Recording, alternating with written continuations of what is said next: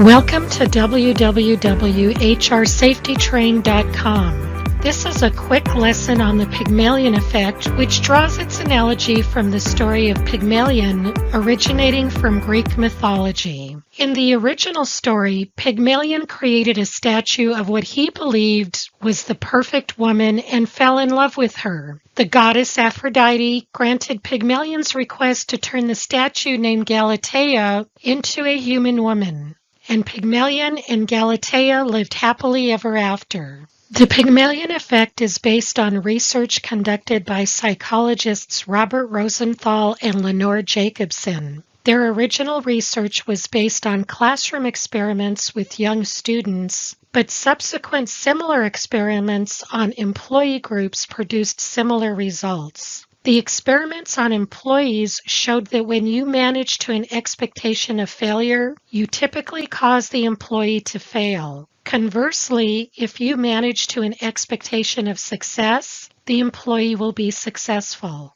This is how it works. The Pygmalion effect is essentially a self-fulfilling prophecy, and within the cycle, someone's expectations about another person's abilities influence their behavior towards them, which then causes that person to behave in a way that confirms those expectations, essentially making the initial belief come true. This cycle reinforces the initial expectation through actions and responses between the individuals involved. Let's take a look at two possible scenarios. The first involves managing to an expectation of failure. As the result of a recent reorganization, John joins your team. John's previous supervisor has told you that John is a problem employee. He asks too many questions, is slow to understand, and was taking too much of the previous supervisor's time because of all the mistakes that had to be fixed. In the first 2 weeks, sure enough, you notice that John asks way too many questions at the staff meetings, and he slows the pace of the team. He also tends to overcomplicate things, which leads to too many errors. John is not going to work out.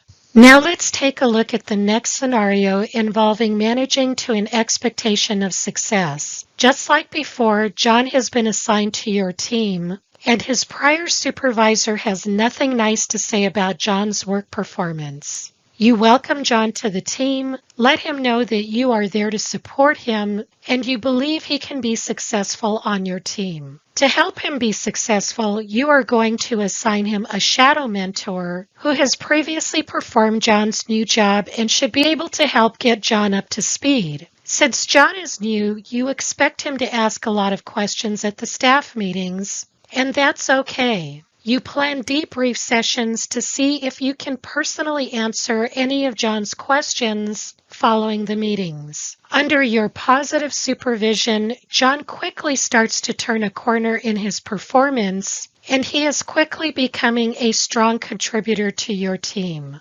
The scenarios actually represent what I have encountered frequently as a manager. In addition, I teach a leadership class that incorporates the principles of the Pygmalion effect, and having taught this class almost 100 times, the results are always the same. Managing to an expectation of success wins over managing to an expectation of failure every time. In my class, I randomly segregate the class into 2 equal groups. I conduct the same scored exercise with the 2 groups separately. The difference in the 2 groups is how I coach them through the exercise. Group A is told that they were selected because of their greater potential and higher aptitude than Group B, even though both groups were selected randomly. The only difference in the way the exercise is conducted for both groups is that I encourage and cheer on Group A, while Group B receives no encouragement from me. I have been told that Group A will likely not always win because of the Galatea effect. This is when a person believes in themselves so much that despite obstacles and lack of encouragement, they will always find a way to be successful. I saw this when conducting the exercise with a group of senior C-suite executives who were highly competitive and didn't seem to need my encouragement. It was close, but Group A still won. At the end of the exercise, I debriefed with both groups to reinforce the fact that as future leaders, they have the ability to influence and to some extent even predict success based on how they coach, mentor, and manage their teams.